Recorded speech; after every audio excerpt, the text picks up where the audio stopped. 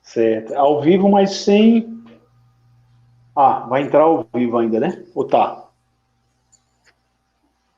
Pronto, agora a gente está ao vivo agora. Agora a gente começa. Boa noite a todos. Estamos a ver para mais uma live do Instituto Calvinista de Filosofia. E hoje nós daremos continuidade aos nossos estudos escatológicos, né? Hoje o irmão Ranieri vai estar falando sobre essa questão, se o cristianismo vai ou não vai dominar o mundo. Né? Vai estar abordando um pouco da questão do evangelismo, né? Será que a evangelização vai tomar o mundo? A gente vai ter um mundo majoritariamente cristão ou não? Então a gente vai tratar um pouco dessa temática, né? E também um pouco do desdobramento disso, né? Dado o fato que há essa possibilidade da maioria do mundo ser cristão, quais seriam as consequências disso, né? Então, sem mais delongas, eu passo a palavra para o irmão Ranieri, né?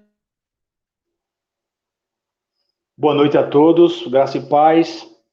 Eu estou anotando aqui no comentário inicial do irmão Marcel sobre praticamente dois pontos, né? Que se o cristianismo vai dominar o mundo e quais suas consequências. Então, eu vou tentar ficar nesses dois assuntos e agradeço mais uma vez o convite do irmão Marcel, presbítero Marcel. Maciel, aí eu falo Maciel, e eu sou Ranieri Maciel, aí misturou tudo agora, viu?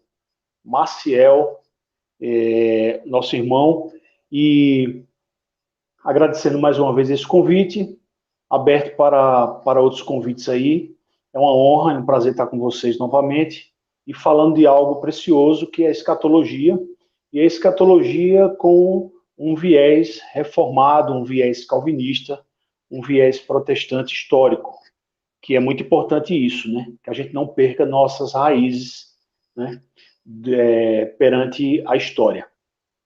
Inicialmente, essa pergunta eu vou deixar para um pouco mais à frente sobre se a fé cristã irá dominar o mundo, e a resposta desde já é sim, biblicamente sim, mas uma coisa muito importante que, apesar das nossas diferenças em escatologia, pode ser que alguém assista aqui gravado e alguém pense diferente em termos de escatologia, seja um pré-milenista, seja um dispensacionalista, seja um amilenista e outras visões escatológicas, independente da visão escatológica, a gente tem que entender que o otimismo, a segurança, né, a confiança na palavra, que Cristo é vencedor, que Cristo é um rei soberano vencedor, todas as linhas escatológicas têm isso em comum.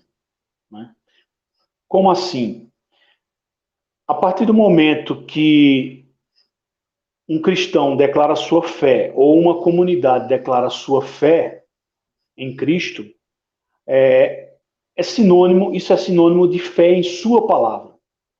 E tendo fé em sua palavra, a palavra, em várias passagens bíblicas, apesar de cenários sombrios que na história bíblica, né, o povo de Deus passou por vários cenários terríveis, sombrios, de perseguições, de mortes, de martírios. Apesar de tudo isso, existe uma visão em comum, que é a visão de que Cristo vence no final. Né?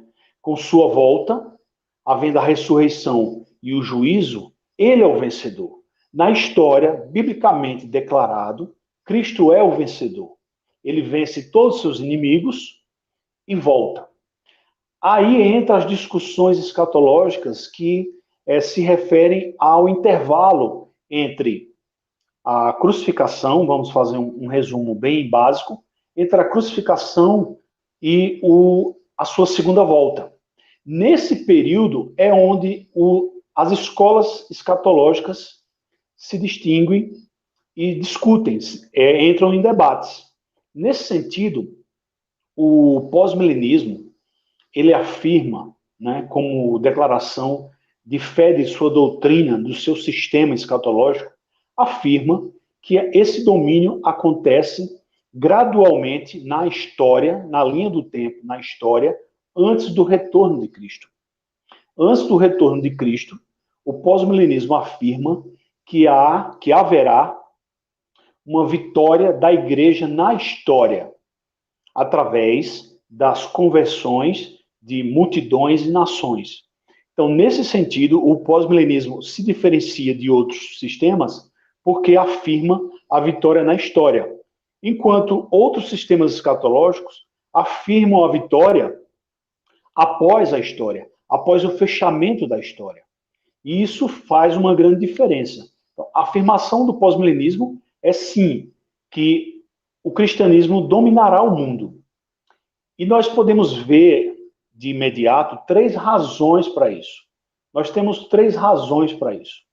A primeira razão é o senhorio de Cristo na história.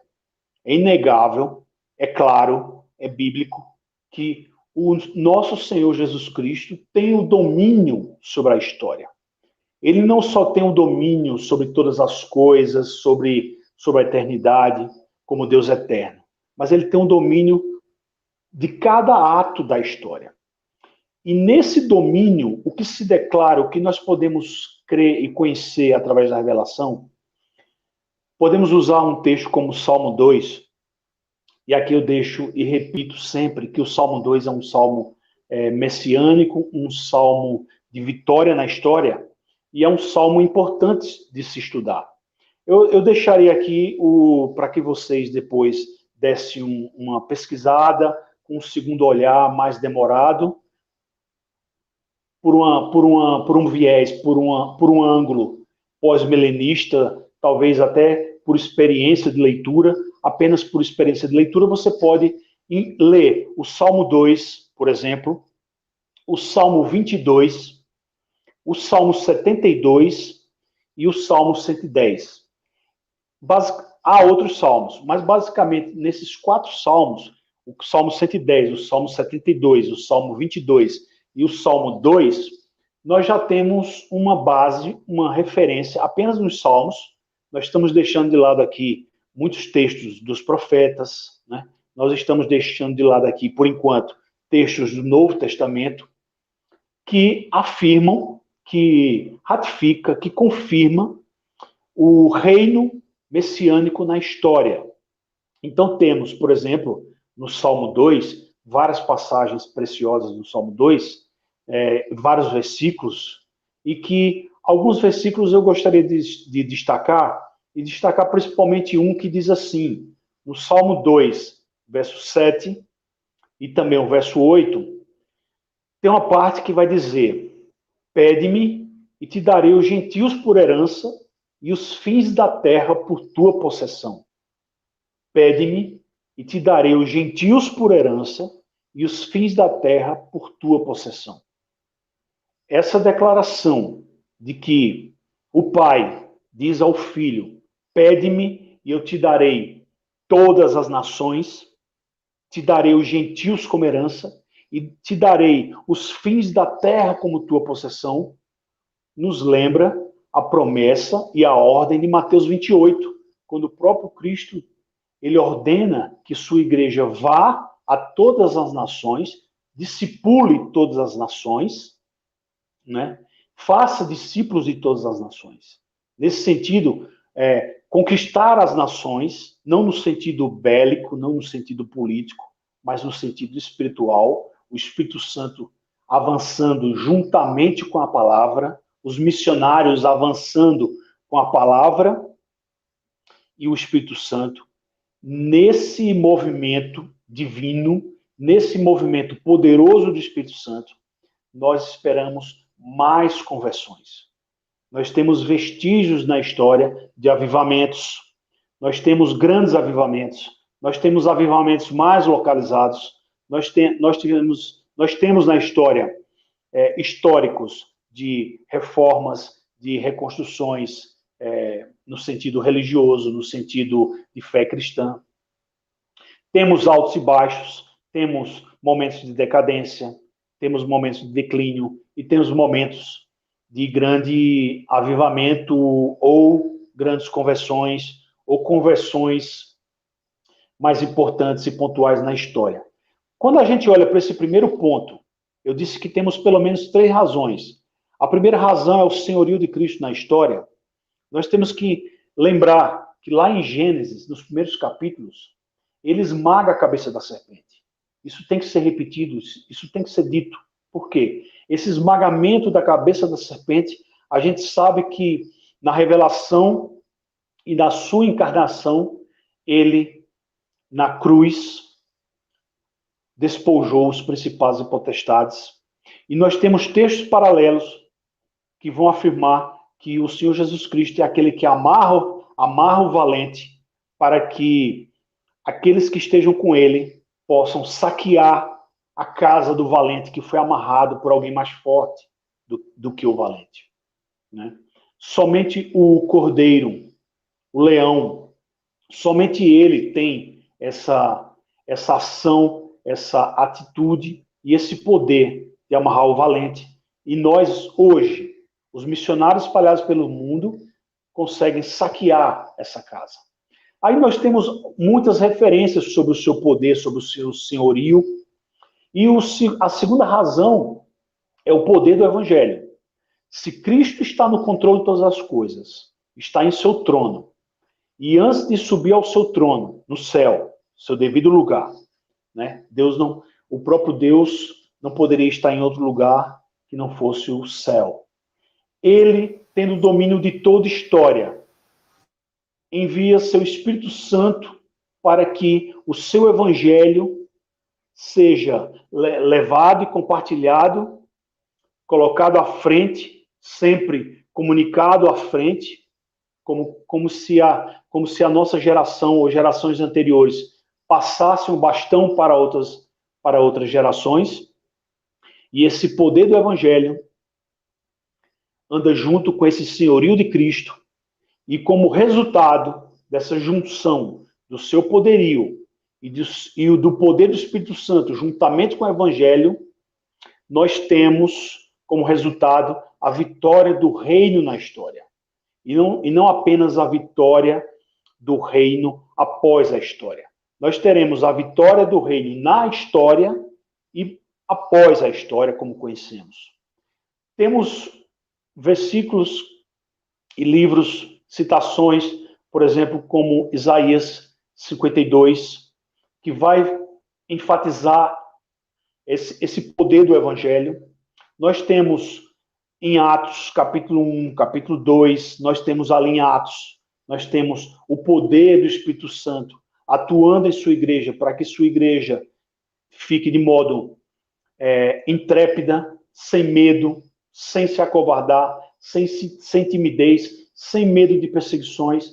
Aquela igreja lá em Atos, capítulo 1, capítulo 2, que são promessas, né, de dons, promessas de poderes, promessas de milagres, como tem também em 1 Coríntios, capítulo 1, e temos também em 1 Coríntios, capítulo 4, esse uso dos dons, os poderes e os milagres que o próprio Espírito Santo dá à igreja como uma ferramenta, como um dom, né? Como um presente gratuito e amoroso do poder de Deus aos homens, à sua igreja em especial. Como resultado disso, nós temos o grande texto, né? Que esse grande texto é como se fosse um texto-chave para entender e para afirmar que o cristianismo, sim, dominará o mundo. É Mateus 28, 18. Então, em Mateus 28, 18, eu vou abrir esse texto aqui. Mateus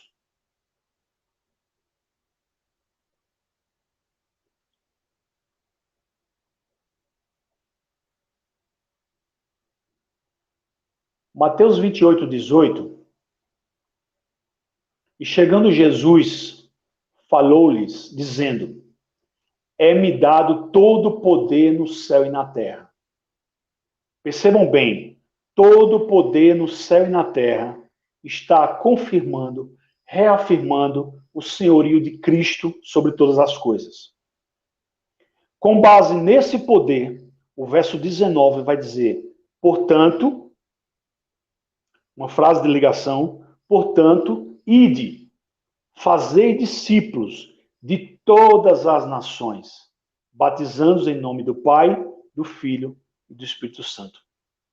E não só isso, ensinando-os a guardar todas as coisas que vos tenho mandado, verso 20. e eis que estou convosco todos os dias, até a consumação dos séculos. Amém. Nesse sentido, o próprio Cristo, Todo-Poderoso, todo o poder do céu e da terra, que está contido nele, ele diz, portanto, ide, fazei discípulos, ensine tudo o que eu falei, ensinem tudo o que eu mandei, e eu estarei convosco. E a promessa conclusiva, a promessa final de que o Cristo Todo-Poderoso, que envia os seus missionários, que envia os seus discípulos a todas as nações, a promessa de que ele está conosco. Estarei convosco todos os dias até a consumação dos séculos. Tendo todo esse conjunto combinado, tendo todo esse conjunto fortalecido do senhorio de Cristo, do poder do Evangelho, nós temos aqui não só uma ordem, mas temos promessas. Né? Nós temos promessas. Ele estará conosco até a consumação dos séculos, e antes disso, através do seu Espírito, ele dá esse poder à igreja, para que a igreja leve adiante o seu Evangelho. O Evangelho é poder. A igreja recebeu esse poder. E com essa herança, a afirmação que podemos fazer é uma afirmação lógica. É a afirmação de que, sim, o cristianismo dominará o mundo. E aí alguém pode parar para questionar. Peraí, mas se o cristianismo vai dominar o mundo, quando a gente olha ao nosso redor, hoje, o mundo, não parece que o mundo está sendo dominado pelo cristianismo. Não parece que o mundo está sendo dominado pela fé cristã. Aqui vale lembrar que não podemos analisar a situação ao nosso redor de modo míope, de modo circunstancial, de modo a avaliar uma janela estreita. Nós temos que alargar essa janela para entender, como já foi dito no outro estudo que nós fizemos sobre o pós-milenismo. E também eu queria até deixar um recado importante, que tanto no canal do IBTEC, quanto no meu próprio canal, Ranieri Menezes, você vai encontrar 2 estudos sobre as missões mundiais e o pós-milenismo. São 2 estudos, por mais de 2 horas, falando desde a igreja primitiva até o século XXI, passando pelas missões modernas.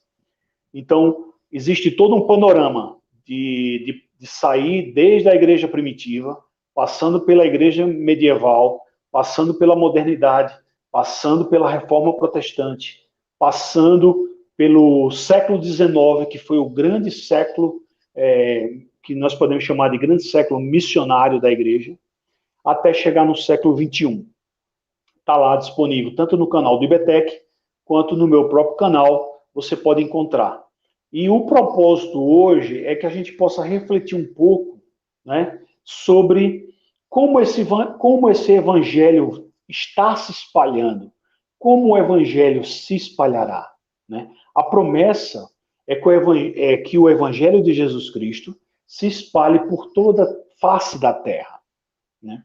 Quando a gente fala que o evangelho se espalha por toda a face da terra, temos que entender que isso representa um domínio mundial de Jesus na história.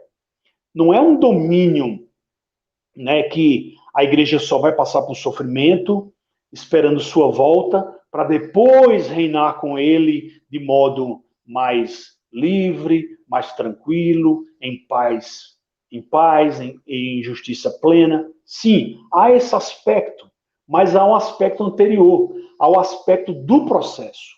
O processo histórico é que esse domínio ele é gradual. É um domínio gradual e que nós vamos enxergando isso no decorrer da história e da grande história, da macro história, e não simplesmente de momentos históricos. Né? A promessa do Salmo 2, sempre voltando ao Salmo 2, o senhorio de Cristo, o poder do Evangelho e a vitória do reino, voltando um pouco, a gente vê que no Salmo 2 está dizendo que o próprio Cristo vai esmagar, vai despedaçar os seus inimigos com uma vara de ferro. Essa vara de ferro que despedaça os inimigos, isso representa um senhorio e uma força e uma tendência de vitória na história. Por quê? Não existe nada nem ninguém mais poderoso do que o Senhor Jesus Cristo no universo. Ele é todo-poderoso. E quando diz lá no Salmo 2 que ele despedaça seus inimigos com a vara de ferro, nós temos que entender isso como um domínio político e um domínio judicial. É um domínio que traz sua palavra, que traz sua lei. Ele é rei, e como rei soberano, ele tem sua própria lei, sua palavra é lei, e ele tem o seu domínio político. Esse domínio político não está se referindo a ideologias políticas partidárias, não é isso. Mas é um domínio de sua palavra sobre a terra. É um domínio de um rei sobre o seu reino. Não existe rei sem reino. E não existe reino sem leis. O próprio Cristo vai implantando isso no decorrer da história, ao decorrer da história, trazendo sua palavra cada vez mais abrangente, gradualmente abrangente, e a sua herança ela é transmitida de forma abrangente para todas as nações. A redenção, ela engloba a igreja, a família, o Estado. Nada pode, como disse Abraham Kuyper, não existe nem um centímetro quadrado do universo que Cristo não possa dizer que é dele, que Cristo não possa dizer é meu. Então, esse domínio engloba tudo. Vai englobar Estado, vai englobar família, vai englobar igreja, obviamente. E quando o próprio Salmo 2 diz, né, que o pai diz ao filho, pede-me e te darei as nações, te darei os gentios por herança, nós podemos levantar duas perguntas bem simples e de forma reflexiva. Cristo é digno de sua herança? Cristo, como filho, é digno dessa herança do Pai que diz, te darei os gentios por herança e os fins da terra como tua possessão? Nós dizemos amém e sim. Sim e amém. Cristo é digno dessa herança. E Cristo, por acaso, esqueceu de pedir essa herança? Porque o Pai disse, pede-me e te darei os gentios por herança. Por acaso Cristo esqueceu de pedir isso como herança? Cristo assumiu sua herança. E Cristo, quando encarnou e cumpriu e sofreu e morreu e ressuscitou e foi exaltado, ele cumpriu e recebeu toda essa herança. E essa herança está confirmada quando em Mateus 28, desculpe, em Mateus 28 ele vai dizer, todo poder é-me dado, portanto, ide. Todo poder no céu e na terra é-me dado. Portanto, ide, fazer discípulos de todas as nações. Então, nesse sentido, se a gente quiser enxergar o pós-milenismo como um sistema coerente e consistente, nós podemos examinar, por exemplo, os primeiros capítulos em Gênesis e ver que ali existe o pacto do domínio. Tanto Cristo está ali no seu proto-evangelho, vamos chamar assim, nas boas novas ali, quando ele esmaga a cabeça da serpente, ao mesmo tempo, no mesmo contexto, ele também declara domínio transmitido ao homem como mordomia, o domínio sobre tudo. E esse domínio, exercido com a melhor qualidade possível, através da palavra do Espírito Santo, esse domínio faz parte desse avanço da igreja na história. É algo que se estende, esse domínio é algo que se estende de forma majestosa, com a sua palavra, com o seu Espírito Santo, atuando no indivíduo, atuando na família, atuando na igreja, atuando na sociedade. O domínio se amplia. Aí temos a grande comissão, que é Mateus 28, 18, 20. A grande comissão, ela confirma o Salmo 2 e confirma os primeiros capítulos de Gênesis. Todo poder foi dado a ele, ao Senhor Jesus Cristo. por meio do seu Espírito Santo, por meio da santificação, por meio do evangelismo, haverá expansão. Está havendo expansão. O século XIX foi um século de expansão num estágio bem acelerado. Aconteceram vários momentos de expansão em larga escala no século XIX. Já no século XX, houve uma diminuição e, em alguns momentos, um avanço também. Por isso que é importante que a gente, quando visualize a linha da história, a gente não visualize como algo linear e reto, e sim como algo em termos de ondulação. Essa ondulação, nós temos altos e baixos, mas estamos caminhando cada vez mais, confirmando a palavra do Senhor Jesus Cristo, de avançar e conquistar.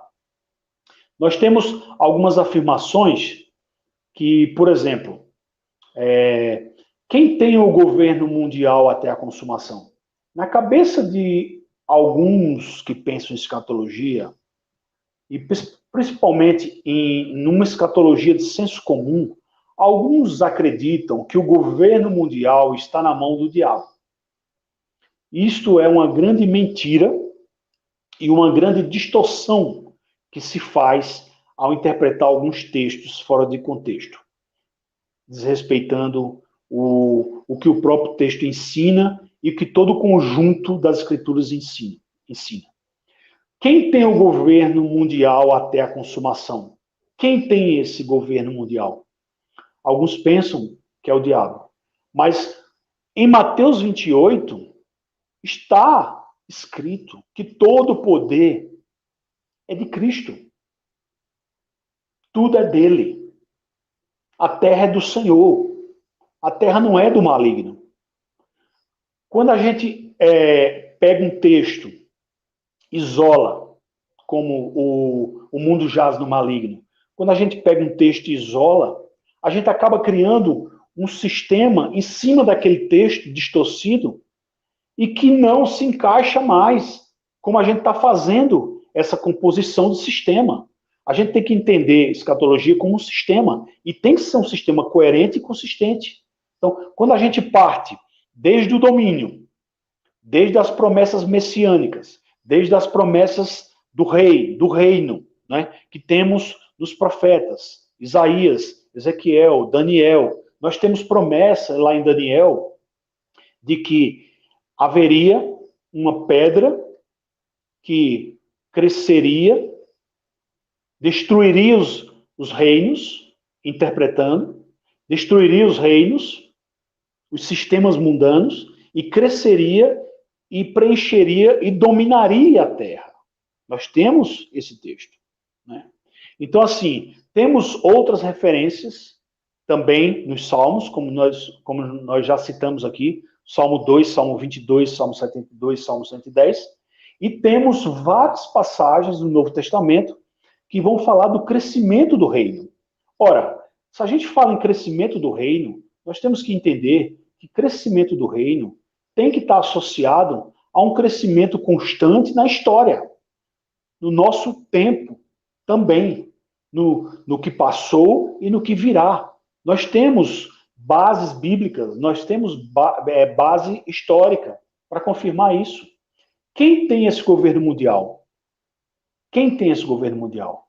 Esse governo mundial, aqui fazendo uma aplicação bem escatológica, esse governo mundial pertence a Jesus Cristo ou ao anticristo? Essa é uma pergunta muito importante, porque na prática, muitos sistemas escatológicos, principalmente sistemas escatológicos do senso comum, visualiza muito mais o anticristo no horizonte do que o próprio Cristo. Embora alguns vão dizer que após o anticristo haverá o retorno de Cristo, como dizem algumas linhas escatológicas. Certo? Inclusive, em algumas linhas históricas, amilenistas, pós-milenistas. Quando a gente fala em pós-milenismo, o pós-milenismo não é unânime, né? Alguns vão ter pontos diferentes de outros pós-milenistas, assim como também na escatologia dispensacionalista. No caso, há diferença entre pré-milenista e dispensacionalista. Há diferença também entre pós-milenistas, certo? Então, alguns enxergam que sim, haverá essa ascensão do anticristo pouco antes da volta do próprio Cristo. E antes da aparição desse anticristo, haverá um momento de expansão do evangelho. Isso para os pós-milenistas, alguns pós-milenistas. E já os amilenistas vão dizer que existe toda uma progressão negativa, toda uma progressão sombria, né? Que o caos aumentará, que a desordem aumentará, que a incredulidade aumentará, que a apostasia aumentará, e aí surge o anticristo e Cristo retorna. E há outras visões, aqui eu quero citar pelo menos um teólogo chamado Warfield, que ele coloca o crescimento do evangelho, a expansão do evangelho na história, ele coloca de modo gradual e constante até a volta do Senhor. Né? E que não há esses lapsos, não há esses retrocessos perto da volta. Isso é outro assunto bem complexo que eu, como sugestão, dou como sugestão para que quem quiser se aprofundar mais no assunto, saber distinguir linhas diferenciadas dentro da escatologia pós-milenista, reconhecer pontos distintos dentro do amilenismo, comparar amilenismo com o pós-milenismo, principalmente os reformados, certo?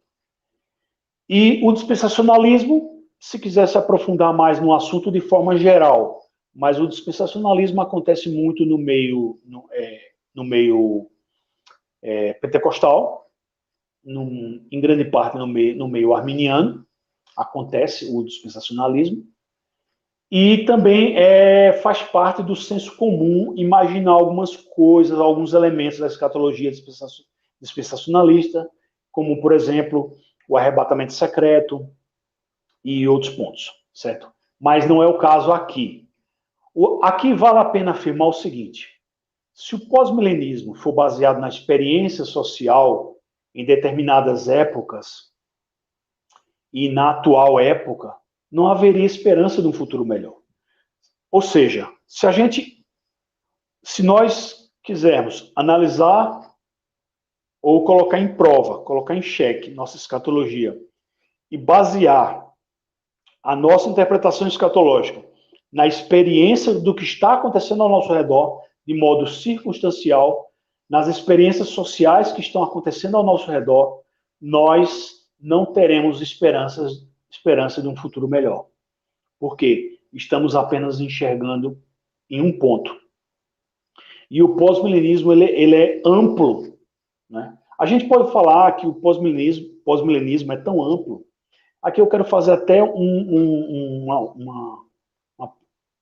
parênteses, abrir um parênteses, para dizer o seguinte.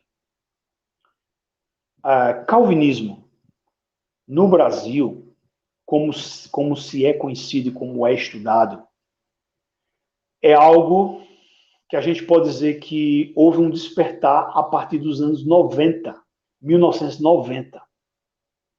Nos anos de 1990 e anos 2000, com o advento da internet, aí sim as doutrinas calvinistas foram sendo conhecidas. Aqui eu quero usar como exemplo, tá? As doutrinas calvinistas foram conhecidas e nós podemos dizer hoje, pela distância que temos dos anos 90, que estamos apenas no começo. Nos anos 90, em 97, 95, eu conheci material reformado, né? E achei aquilo ali incrível porque nunca tinha visto, né? E é algo que realmente nos surpreende até hoje. Mas veja, não é distante, quase não existia editora, quase não existia traduções, né? Pouco se conhecia, em termos de uma doutrina bem antiga, muito antiga. Claro que os primeiros missionários presbiterianos, como exemplo, quando chegaram aqui no Brasil, eles trouxeram o calvinismo que estudaram em Princeton, né? E Princeton, o seminário dos Estados Unidos, já é herança dos seminários da escola de Genebra, da escola calvinista. É herança da reforma. Mas só que essa herança da reforma, essa consciência da teologia, para chegar a nós hoje como está, começou a surgir agora há pouco, dos anos 90 para cá. Isso é declarado por qualquer teólogo brasileiro, presbiteriano ou reformado. Então, se a gente fizer uma comparação em termos de escatologia, o pós-milenismo é algo muito novo, nesse sentido de ser descoberto ou ser redescoberto. Nós sabemos que o pós-milenismo, ele tem todo um histórico na linha temporal, na linha histórica, e vai séculos e séculos, mesmo que em alguns momentos não havia a nomenclatura pós-milenista, mas havia o conceito teológico do pós-milenismo desde a igreja primitiva, passando por teólogos do século XIX, do século XVIII, século XIX, e também vamos encontrar princípios, conceitos pós-milenistas, otimistas pela esperança escatológica na história, nós vamos encontrar até nos reformadores. Mas em termos de descoberta e redescoberta, estamos ainda engateando. Nesse sentido, para muitos, o pós-milenismo ele é uma novidade, né? Talvez para alguns presbiterianos e reformados, o amilenismo seja algo mais natural, que eles já ouviram mais. E aí, há pouco tempo, quase não se debatia pós-milenismo versus amilenismo, ou amilenismo versus pós-milenismo, não se debatia, né? No meio reformado e no meio presbiteriano do Brasil. Existia, sim, uma ênfase dada ao amilenismo. Mas só que as bibliografias vão sendo traduzidas, os livros vão sendo traduzidos, as bibliografias vão sendo conhecidas, nós começamos a ter um hall, uma lista de teólogos, e começamos a buscar esse conhecimento que está tão disponível na internet, né? Então, quando a gente se depara e olha para a questão circunstancial, a nossa esperança diminui. Por quê? A experiência, aquilo que a gente vê, a experiência é algo que nos engana. Quando a gente usa a experiência para interpretar a realidade e fazermos teologia com base na experiência, isso é um erro. A hermenêutica pós-milenista está alicerçada na Bíblia, né? O estudo anterior, a live que fizemos aqui anterior, ela dá muito mais versículos bíblicos, vocês podem conferir, e também está disponível todo esse relato histórico das missões mundiais no canal do IBTEC, no meu próprio canal, que a gente também pode falar nesse sentido, né? De que, olhando a janela da macro-história, nós começamos a enxergar melhor, e não só isso, nós vamos para as Escrituras, principalmente nós vamos para as Escrituras, a hermenêutica pós-milenista está alicerçada nas Escrituras, está alicerçada no aspecto do reino de Cristo. O reino de Cristo, esse é o grande alvo de investigação, de estudo, né? Esse reino de Cristo é que avança progressivamente até conquistar todos os povos. Cristo reina de fato. Ou Cristo reina, ou ele não reina. E se Cristo reina, ele é todo poderoso para conquistar tudo. Ele é o vitorioso, ele é o conquistador. Fazei discípulos de todas as nações. Quando ele diz fazei discípulos de todas as nações, não é apenas uma ordem qualquer, tipo, vão lá, o resultado que der, tudo bem. Não. Estarei convosco todos os dias até a consumação dos séculos. Todo poder foi me dado. A expansão do Evangelho e a influência que traz aos homens e mulheres de Deus, a partir do momento que o Espírito Santo trabalha na santificação, nós temos essa promessa, nós temos essa experiência revelada, essa experiência bíblica, e não pelos nossos próprios olhos, que através da santificação, através das conversões, através da influência do Evangelho, nós teremos sim paz, bênçãos que vão se expandir e vão influenciar praticamente todas as áreas da sociedade.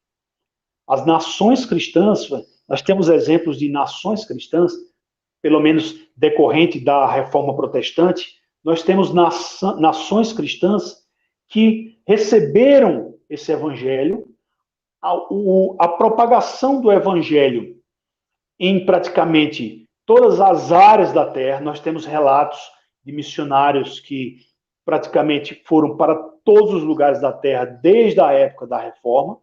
Nós temos que entender, e muito antes, mas especialmente da reforma para cá, nós temos que observar que temos uma diferença, sim, entre irmãos amilenistas e irmãos pré-milenistas. Por quê? A visão do reino de Deus é que o reino de Deus se expande e o grande motor que aumenta as bênçãos é o Espírito Santo e o poder da palavra. O Espírito Santo que dá os dons à igreja.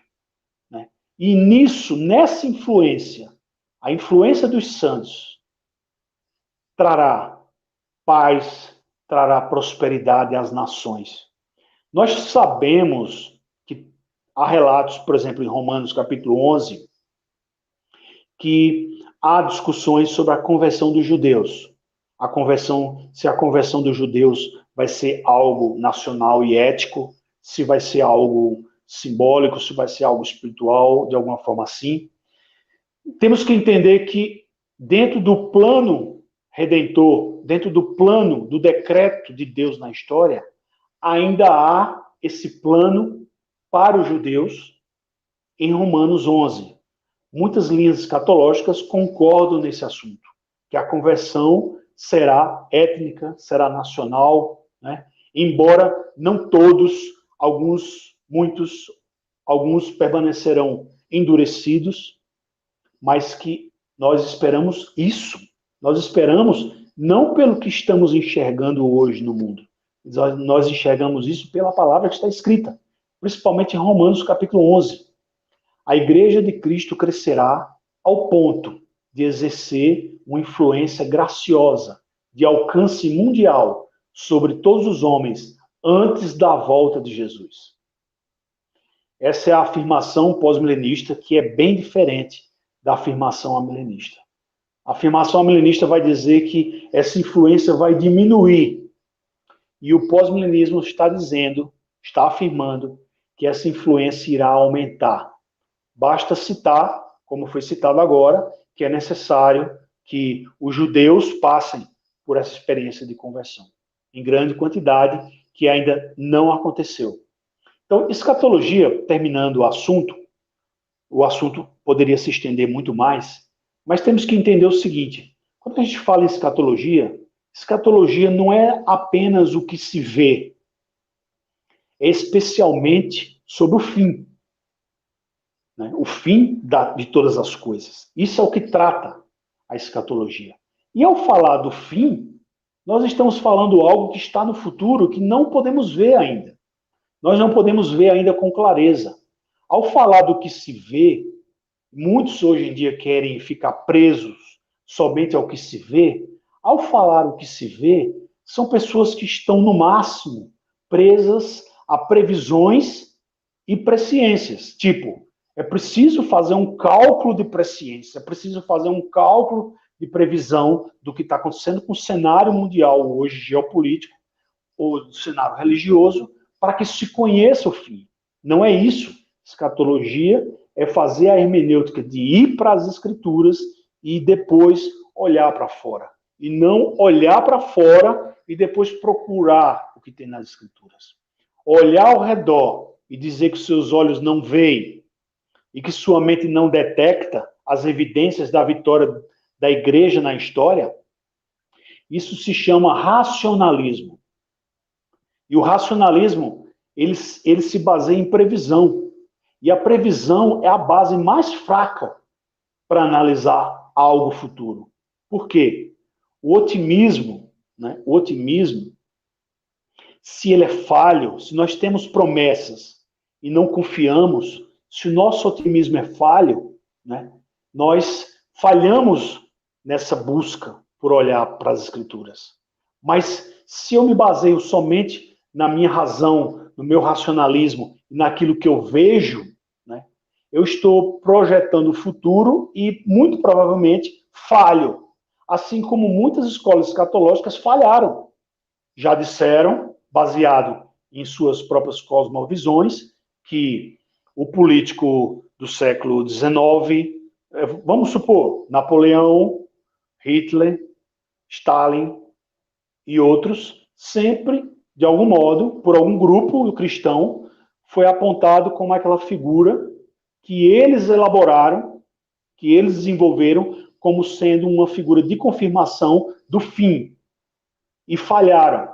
Por quê? Sua previsão, sua projeção estava de modo circunstancial.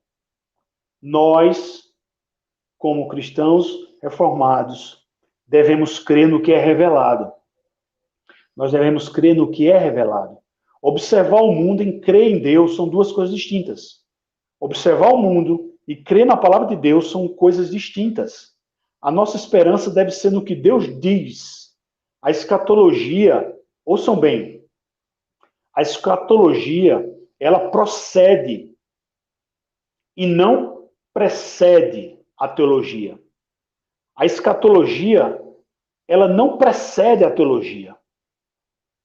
Primeiro vem a teologia, para depois vir a escatologia. A teologia é que determina a escatologia. E a nossa teologia é a teologia que crê na soberania de Deus. Crendo na soberania de Deus, temos muito mais razões de crer na vitória na história. A escatologia do senso comum, ela é indutiva, né? Ela é adquirida por observação diária, na manchete de jornal, na manchete, numa notícia de rádio. Isso é falho. Nós temos que entender que nós temos direção, nós temos revelação, nós temos as Escrituras. A escatologia do senso comum, ela parte do circunstancial. O pensamento circunstancial, ele é curto. Por exemplo, Josué e Caleb, quando estavam naquela situação de conquistar a terra, eles enviaram os espias. Os espias não confiaram nas promessas por um momento, não se agarraram a confiar no Deus Todo-Poderoso, Yahvé, e voltaram temerosos e disseram: é melhor desistir, não vamos conquistar, não vamos conseguir conquistar essa terra. E aí, Josué e Caleb se firmaram na palavra de Deus e conquistaram a promessa. Isso é uma analogia, isso é uma relação de um fato, né, histórico, que mostra que ou nossa crença é baseada nas promessas, na palavra de Deus, ou nós iremos fracassar, naufragar, ao nos depararmos com as circunstâncias adversas da vida. E hoje, principalmente no século XXI, nós estamos vivendo um excesso de informação. Nós temos um excesso de informação tão grande que faz com que os acontecimentos circunstanciais dêem uma tela azul na gente. Dá uma tela azul. É tanta informação que, se sua escatologia procura cada vez mais elementos externos, como o senso comum faz, você vai naufragar. Por quê? A mídia, a midificação, ela aumenta de forma exponencial. A mídia não tem limites para trazer informações. E a internet muito mais nesse contexto. Então, o que cremos, irmãos, não se baseia no que vemos. Se alguém questiona, eu não posso ser um pós-milenista, porque o século XX teve 2 grandes guerras. Isso é a falácia do racionalismo. Em quem cremos? O que deve basear o que cremos? Esse é o ponto. e não aquilo que estamos vendo, porque tudo isso é circunstancial. O século XIX foi extraordinário em missões, o século XX nem tanto. Mas quem pode dizer que o século XXI será um fracasso? Baseado em quê? Baseado na promessa de Deus, nós reconhecemos que a história está nas mãos de Deus. Ele é o alfa e o ômega. Ele é o Deus Todo-Poderoso que está no trono. O valente está amarrado e Cristo está saqueando sua casa. Mateus 12, 29. As portas do inferno não prevalecem contra a igreja. Mateus 16, 18. Cristo esmaga a serpente sobre os nossos pés. Romanos 16. O reino cresce como uma semente. O reino cresce como um fermento. Mateus 13. Todos os domínios da terra o servirão. Daniel 7. A vitória acontece até que todos os inimigos sejam subjugados. 1 Coríntios 15. Salmo 110. A vitória acontece até que todos os inimigos sejam subjugados. Todas as coisas cooperam para o bem daqueles que amam a Deus. A vitória sobre o pecado e a morte está assegurada. Nesse sentido, enxergar apenas com os olhos do racionalismo, isso é ver para crer. E o certo é crer para ver. Andar por fé. Andar por fé. Quando vemos somente com os olhos, colocamos o foco em nós.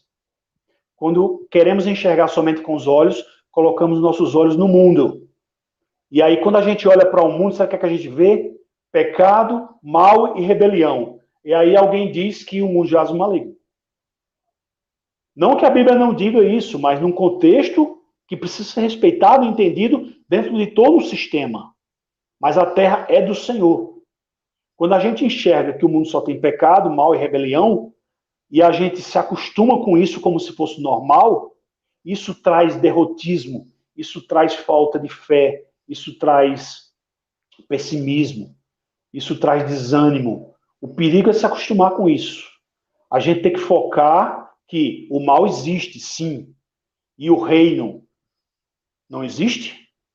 O reino fica só num cantinho e o mal prevalece? Quando a gente anda por fé e não por vista, a gente não cai nessa tentação, a gente não cai nesse pessimismo, a gente não cai nessa aflição, nem nesse derrotismo, nem nessa falta de fé. Se você crê que o mal deve chegar para controlar o mundo, você vai se sentir sem esperança, você vai ser vencido por todas as manifestações, todas as situações. E tais pessoas, sabe o que acontece? Se você alimenta a sua escatologia de forma pessimista, você pode até dizer, minha escatologia é realista. Tudo bem. Se no centro dela tiver o pessimismo, sabe o que vai acontecer? Você não vai escapar. Você não vai escapar do derrotismo. E a sua atitude vai ser de fuga, vai ser de escape. Você vai querer viver como um monge isolado, como um ascético. É correto se entristecer pelo pecado que acontece no mundo? Sim. É correto se lamentar com o mal que acontece no mundo? Sim. Mas o reino que avança é aquele reino como o próprio Cristo. O próprio Cristo, ele chorou por situações se deparando com a morte de Lázaro, com situações da sua rejeição em Jerusalém, da rejeição que houve por parte dos judeus em Jerusalém.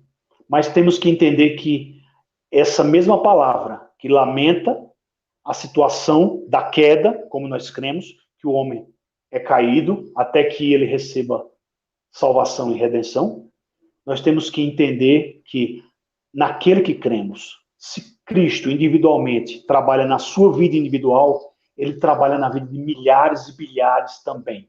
Nada para ele é impossível. O salmista diz para que a gente espere em Deus. Quando estamos confiantes em nosso tempo, por exemplo, o século XIX foi extraordinário para as missões. Havendo aquela grande confiança naquele tempo, achando que tudo estava sendo realizado e Cristo voltaria, aí vem o século XX. Aí, olhando circunstancialmente para o século XX, nós, se fixarmos nossos olhos apenas no circunstancial, caímos em derrota, caímos olhando para baixo.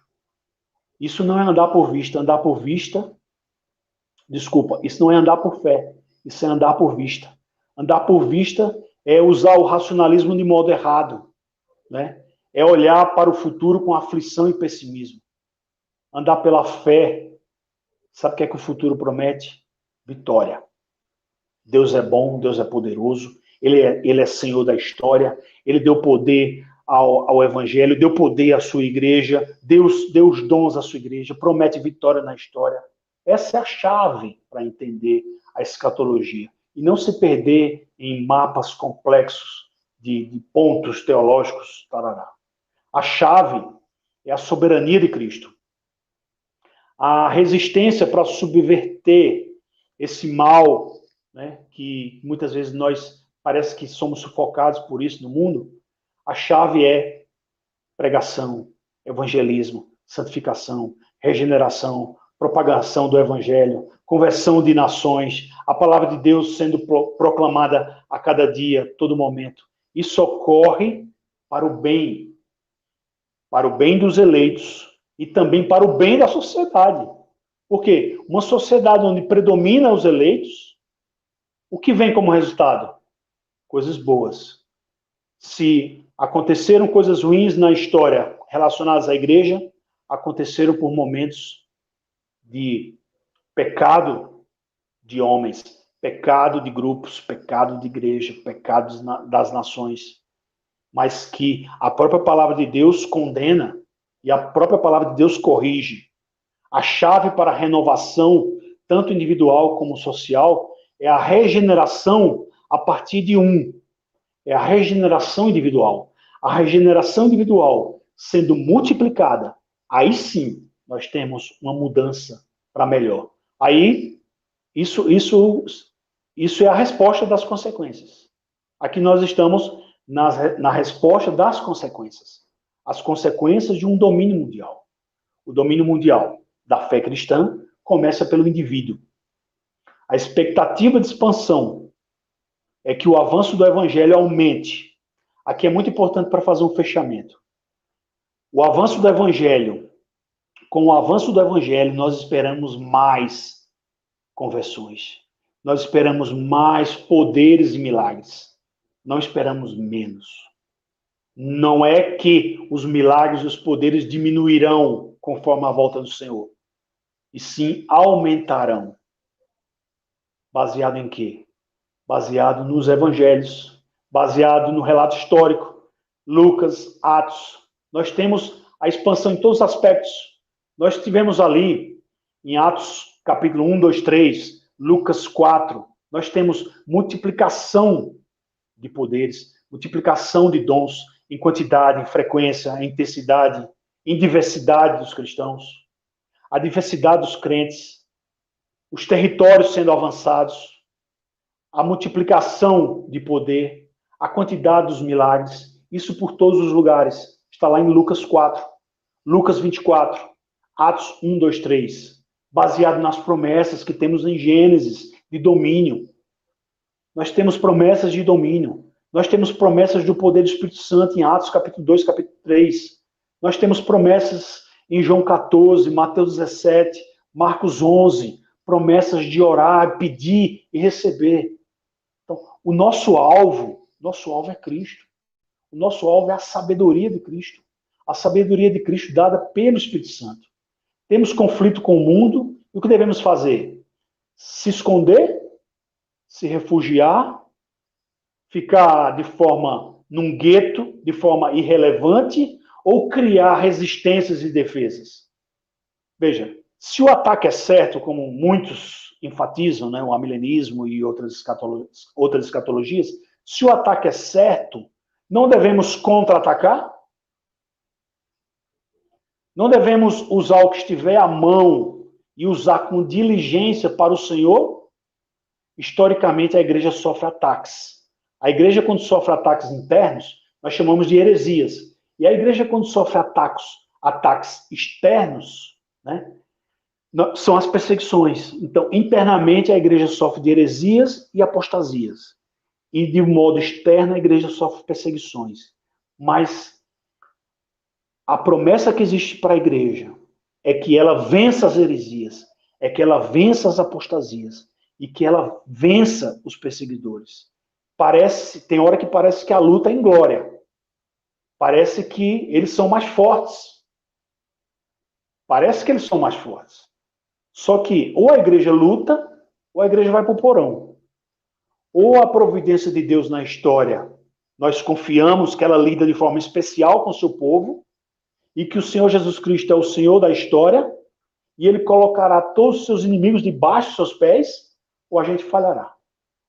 Por que a gente fala tanto em política, se a gente não tem buscado curar mais enfermos, expulsar demônios e usar os dons que Deus deu à igreja? Nós queremos um Jesus diferente, como disse o Vicente Young. Você ainda está esperando um Messias político, baseado em Mateus 11? Nós temos que confiar no senhorio de Cristo, tendo o poder do Evangelho, através do seu Santo Espírito, colocando todos os seus inimigos embaixo dos pés da igreja, que o inferno não prevalece contra a igreja, que devemos ser sal e luz, e tantas outras promessas. Essa é a mensagem, meus irmãos, meus amigos. Batemos aqui 1 hora. Agradeço a paciência de vocês e que esse estudo possa fazer com que desperte o interesse de você buscar um texto a mais, ler por uma perspectiva diferente, não pessimista, não esperando o pior, porque o Senhor reina. Grande abraço a todos. Muito obrigado, Barão. Tá me ouvindo aí bem? Pronto. Estou sim. Então, quero agradecer você mais uma vez, né? E partir para as perguntas aqui, né? Tem só uma pergunta do irmão Paulo Henrique, né? Mas uma pergunta muito interessante, né? Ele perguntou assim: como entender a igreja perdendo força em locais como a Europa, né? Então, diante dessa perspectiva do cristianismo dominar o mundo, né? Como entender o fato do cristianismo perder força em algum lugar, né? Sim. Quando a gente percebe que a perseguição dos inimigos de Cristo, elas basicamente se resumem a 2 tipos de perseguições: perseguições internas e externas. Perseguições querendo minar a doutrina, trazendo heresias e apostasia, e perseguições externas, desde perseguições jurídicas a perseguições físicas. Nós temos que entender o seguinte: a Europa passou por tudo isso.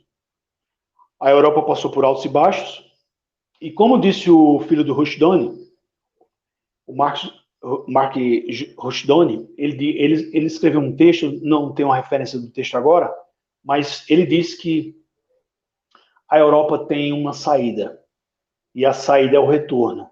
E a saída é o retorno à raiz. Deus deu uma raiz à Europa. A raiz está lá. A raiz está lá. Mesmo com todas as perseguições, heresias, apostasias, perseguições externas, perseguições do secularismo, perseguições do globalismo, progressismo, como está havendo na Europa, a Europa ainda tem raiz. E é dessa raiz que nós somos herdeiros. Nós hoje estamos proclamando aqui no Hemisfério Sul, nós temos avanços de missionários do Hemisfério Sul para o Hemisfério Norte. Nós estamos fazendo o retorno que eles não fizeram, que eles já fizeram com a gente. Nós tivemos missionários do Hemisfério Norte para o Sul, e hoje nós temos missionários do Sul para o Norte. Hoje nós temos missionários indo para a Europa, missionários indo para os Estados Unidos, e a gente sabe que o poder do Espírito Santo é soberano. O poder do Espírito Santo é soberano e pode, e nós devemos confiar nisso, que ele pode fazer com que a Europa volte ao arrependimento. Nem que seja preciso usar certos grupos, como perseguições externas, e certos grupos para que mine, né? Mais do que minou, é praticamente impossível, né? O evangelho foi diluído, as igrejas fecharam, os grupos diminuíram, os avivamentos murcharam, mas eu acredito que a raiz está lá. E o próprio Rushdoni Filho disse: a raiz está lá, é voltar às raízes. Eles não vão conhecer nada novo, eles vão voltar à raiz.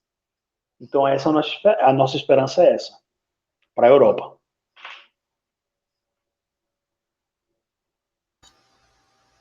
Só um comentário, né, para acrescentar, e é interessante que a gente já viu em outros períodos que a Europa teve trevas, né? Por exemplo, antes da reforma, a Europa também passou um momento grande, muito sombrio e Deus conseguiu, através da reforma protestante, ressurgir o verdadeiro cristianismo bíblico lá, né? Então, nada é impossível para o Senhor, Antes também da o povo de reforma, Israel, né? isso. Antes da Também reforma Israel. já existia todo um processo, né?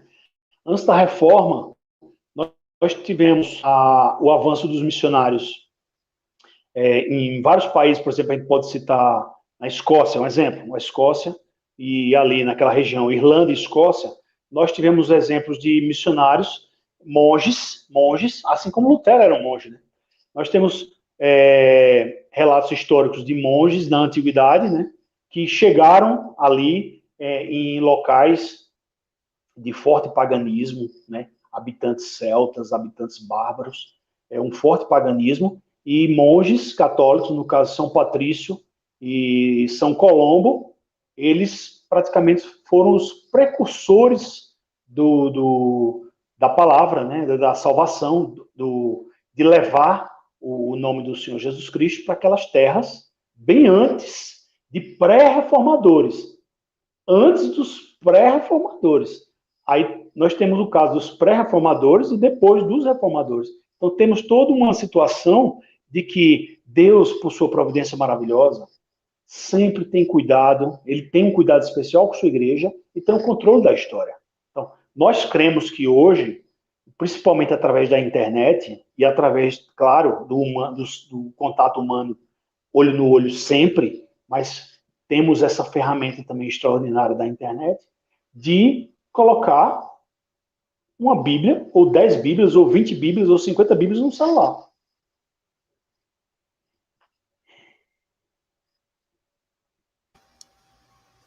Então, para concluir, meu irmão, eu quero só que você faça recomendações, né? Como a gente tradicionalmente faz aqui. Se você quiser recomendar algum livro, artigo, fique à vontade aí.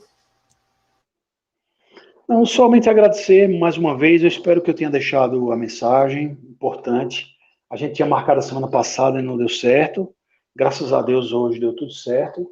E a recomendação é que façam comparações, pesquisem. Eu acredito que quando você começar a fazer mais pesquisas sobre preterismo parcial, sobre pós-milenismo, fazer comparações com o milenismo, você tira suas próprias conclusões. Aqui eu posso deixar como indicação o site revistacristã.org, que tem centenas de PDFs gratuitos sobre assuntos diversos na área de escatologia, e também o monegismo, né? O monegismo que também tem muito material. Eu deixo aí como referência a revistacristã.org e o monegismo, tá certo? Lembrando, Maciel, que eu fiz um estudo panorâmico das missões mundiais, desde a Igreja Primitiva até o século XXI, e está lá no meu canal Ranieri Menezes ou no IBTEC, ok? Certo, Varão? Me manda depois o link que eu posso deixar fixado com o primeiro comentário, né? Quem quiser assistir depois já fica o link fácil, eu boto no primeiro comentário. Manda Eu o link pro zap. agradeço muito. Pronto. Então eu agradeço ao Grande irmão abraço. Ranieri mais uma vez. E já dizer que o pessoal que eu vou convidar ele depois para voltar para falar sobre temas relacionados à nova ordem mundial, né? O pessoal gostou muito do. Então a gente vai falar, o próximo será pós-milenismo e a questão do grande reset, né? Que ele tem um e-book também com esse O título. grande reset está muito em voga, e também essa questão climática aí está muito em voga também. Então eu pretendo aí mais na frente trazer ele de volta, né? Quando assim que terminar a live, já vou ver com ele uma data que ele puder. Em breve eu divulgo para vocês aí. Fiquem atentos nas redes sociais do Instituto. Amém. Em breve voltaremos aí para discutir mais assuntos relacionados ao pós-milenismo e à nova ordem mundial, né? Então Deus abençoe vocês aí. Fiquem com Deus.